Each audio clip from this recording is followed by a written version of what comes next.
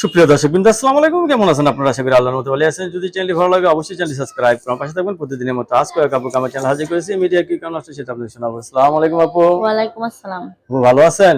আছি ইনশাআল্লাহ, আল্লাহ রাখছে কোন রকম। মায়া মায়া চেহারা, কান্না কান্না ভাব, এত হ্যাঁ, কষ্ট মনের ভিতর কেন? বুক ফেটে যায়। মন ফাটে না? কষ্টে বুক ফেটে যায় ভাই, তবুও হাসতে হয়। কেন কষ্ট এত? অনেক কষ্ট। অনেক কষ্ট। হ্যাঁ।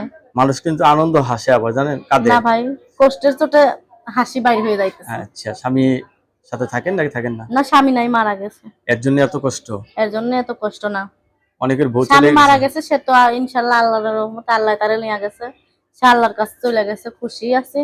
কিন্তু ভাই এখন ভালো মনের একটা মানুষ চাই, যে পাশে থেকে হেল্প সহযোগিতা করবে, বিয়ের শাদী করবে, তার সেই রকম একটা মানুষ চাই। অনেকের বউ চলে গেছে, আর তো আপনার প্রেমে ক্রাশ খেয়ে যাবেন।